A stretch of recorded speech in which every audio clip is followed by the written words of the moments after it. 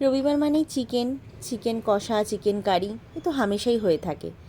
এখন বাজারে পালং শাক ভালো মতন অ্যাভেলেবেল এবং টেস্টও ভালো লাগে। তাই পালক পানির তো হামেশাই খেয়ে থাকি, তাই পালং চিকেনটা ট্রাই করলাম। হালকা ব্রেকফাস্ট করে সেই এক্সপেরিমেন্টের কাজেই লেগে পড়লাম। পালং শাকটা গরম জলে ভাপানোর জন্য দেওয়া হলো এবং সেই সময় একটু চিনি অ্যাড করেছিলাম। চিনিটা দেওয়ার ফলে পালং শাকের কালারটা ইনট্যাক্ট থাকে। ভাপানো হয়ে যাওয়ার পর সঙ্গে সঙ্গে ঠান্ডা, একদম বরফ ঠান্ডা জলে বেশ কিছুক্ষণ রাখলাম, যাতে খুব তাড়াতাড়ি এটা ঠান্ডা হয়ে যায়। পালং শাকটা পেস্ট বানানোর সময় আমি 10-12টা কাজু বাদাম ব্যবহার করেছিলাম। ফ্রেশ ক্রিম আমার কাছে এই মুহূর্তে অ্যাভেলেবেল ছিল না বলে এই কাজু বাদামটা টেস্ট আর একটা ক্রিমিনেসের কাজ করেছে। কড়াইতে সাদা তেল অ্যাড করে তার মধ্যে গরম মশলা দিয়ে পেঁয়াজ কুচি দিয়ে দিলাম। এবার এটা সুন্দর করে আচ্ছা যাই হোক, লাল লাল করে ভাজা ভাজা করে নিতে হবে। লাল মানে হালকা একদম লো ফ্লেমে ভাজবে, না হলে পেঁয়াজ তাড়াতাড়ি পুড়ে যেতে পারে।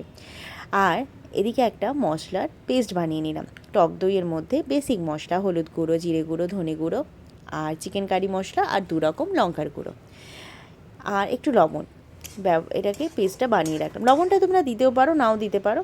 আমি লবণটা দিইনি, আমি একদম লাস্টে লবণ অ্যাড করেছিলাম। পেঁয়াজটা দেখো সুন্দর ভাজা হয়ে যাওয়ার পর আদা রসুনের পেস্ট এই 1.5 চামচ মতো ব্যবহার করেছিলাম।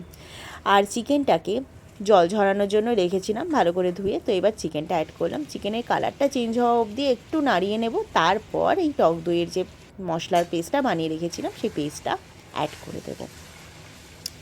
এরপরে চিকেনটাকে ভালো করে কষানো হবে।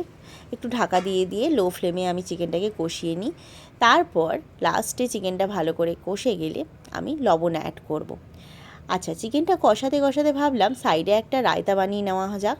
তো আমার কাছে শশা ছিল না, আর শীতকালে আমি শশাটা একটু অ্যাভয়েড করি, তাই বুন্দি রায়তা বানিয়ে নিলাম। নোনতা বোঁদে বা নমকিন বুন্দি, যেটা মিষ্টির দোকানে, যে বিশেষ করে যেগুলো একটু মারোয়ারি মিষ্টির দোকান বা নন বেঙ্গলি মিষ্টির দোকান, সেখানে এই বুন্দিটা পেয়ে যাবে।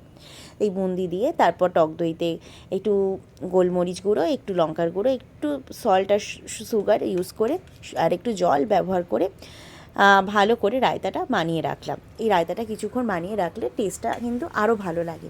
আর একটু জল দিয়ে অবশ্যই পাতলা করে নেবে।